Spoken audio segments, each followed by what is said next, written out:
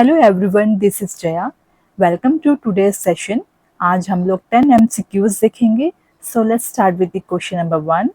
Method of administering a drug by topical friction over skin is called as. एक ऐसा तरीका जिसमें skin के ऊपर आप कोई भी ऑइंटमेंट लगाते हैं उसे क्या कहते हैं? Option a instillation, option b inunction, option C insertion, option d insufflation. Instillation का मतलब होता है एक ऐसा तरीका जिसमें कोई भी लिक्विड आप अपने बॉडी के अंदर डालते हैं, ड्रॉप बाय ड्रॉप या फिर धीरे से। फॉर एग्जाम्पल, आप ईयर ड्रॉप डाल सकते हैं, नेजल ड्रॉप डालते हैं। इस प्रोसेस को हम इंस्टलेशन कहते हैं। Option b इनक्शन। इनक्शन का मतलब होता है कोई भी ऑइंटमेंट या ऑयल आप स्किन के ऊपर लगाकर रब करते हैं, उसे कहते हैं इनक्शन। ऑप्शन सी इंसर्शन। इंसर्शन का मतलब होता है किसी भी चीज में आप किसी चीज को फिट करते हैं, जैसे कि लॉक के अंदर आप की डालते हैं, इसका मतलब ये होता है इंसर्शन। Option D इंसफ्लेशंस। इंसफ्लेशंस का मतलब होता है एक्ट ऑफ ब्लोइंग, मतलब कि हम बॉडी कैविटी में गैस के फॉर्म में, एयर के फॉर्म में या वेपर के फॉर्म में हम फुलाते हैं। So the right answer is option B, inuction.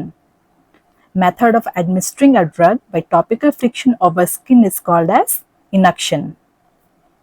Question number 2. As soon as the patient enters the post-anesthetic care unit, priority assessment by the nurse is। जैसे ही patient post anaesthetic care unit में आता है, nurse का सबसे पहला priority क्या होता है? किस चीज को सबसे पहले असेस करना चाहिए? Option a urinary output, option b ECG monitoring, option c level of consciousness, option d airway patency and respiratory status. And the correct answer is option d airway patency and respiratory status. Question number 3। Iodine has disinfectivity against. Iodine के पास डिसइंफेक्टिविटी की properties होती है, लेकिन वो किसको disinfect नहीं कर पाता है? Option A vegetative cells, option B spores, option C mycelia, option D none of the above.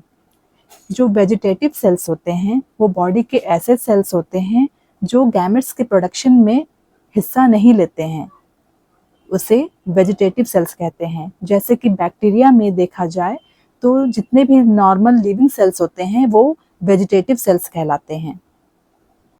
Next is spores. Spores एक सेल होता है जो कुछ फंगाई, कुछ प्लांट्स, कुछ बैक्टीरिया प्रोड्यूस करते हैं। कुछ बैक्टीरिया अपनी रक्षा के लिए स्पोर्स बनाती है। जो स्पोर्स होते हैं उसके वॉल थिक होते हैं और ये हाई टेम्परेचर, ह्यूमिडिटी और बहुत सारे एनवायरमेंटल कंडीशन को रेसिस्ट करती है।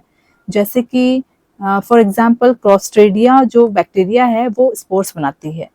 Next is mycelia. माइसीलिया एक रूट लाइक स्ट्रक्चर होता है फंगस का, जिसमें बहुत सारे ब्रांचेस होते हैं धागे के समान दिखने वाले, जिसको हाइफे कहते हैं। So the correct answer is option B spores. Iodine has disinfectivity against bacterial spores. Question number 4। Which of the following immunoglobin is the pentamer. इनमें से कौन सा इम्यूनोग्लोबिन पेंटामर कहलाता है? Option a IgG, option b IgA, option c IgM, option d IgD. And the correct answer is option c IgM. Question number 5। Haversian canals are found in option A bone, option B brain, option C lungs, option D kidney. And the correct answer is option A bone. Haversian canals are found in bone. Question number 6. Which of the following fontanel in child is the first to close? बच्चों में इनमें से कौन सा fontanel सबसे पहले close होता है? Option a frontal, option b occipital, option c sphenoid, option d mastoid. And the correct answer is option b occipital. Human skull का जो बोन है उसके बीच का गैप को फंटनल्स कहते हैं। जो ऑक्सीपिटल फंटनल है इसको पोस्टीरियर फंटनल भी कहते हैं और ये बर्थ के 6 to 8 वीक्स में क्लोज हो जाता है। Question number 7, MMR vaccine provides protection against all of the following disease accept. इनमें से ऐसी कौन सी डिजीज है जिसे MMR वैक्सीन सुरक्षा प्रदान नहीं करता है? Option A meningococcal meningitis, option B rubella, option C measles, option D mumps. And the correct answer is option A meningococcal meningitis.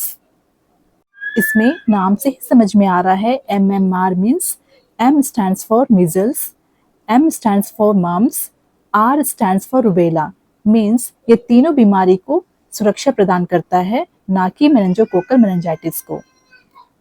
Question number 8, HIV virus belongs to which of the following. इनमें से कौन सी family से HIV virus belong करता है? Option a flavi virus, option b retrovirus, option c rhabdovirus, option d hepadna virus. And the correct answer is option b retrovirus. Question number 9, which of the following disease is not transmitted by airborne droplets? इनमें से ऐसी कौन सी disease है जो airborne droplet से transmit नहीं होती है? Option A measles, option B chicken pox, option C poliomyelitis, option D tuberculosis. And the correct answer is option C poliomyelitis. Question number 10, tetany can be produced by which of the following electrolyte disturbance? इनमें से कौन से electrolyte disturbance में आपको tetani देखने को मिलेगा? Option a hypocalcaemia, option b hypermagnesaemia, option c hypercalcaemia, option d hyponatraemia. Tetany एक सिम्टम्स है जो कि इनवॉलंटरी मसल कॉन्ट्रैक्शंस को इन्वॉल्व करता है और पेरिफेरल नर्व्स को स्टिमुलेट करता है। ये इलेक्ट्रोलाइट इम्बैलेंस की वजह से होता है।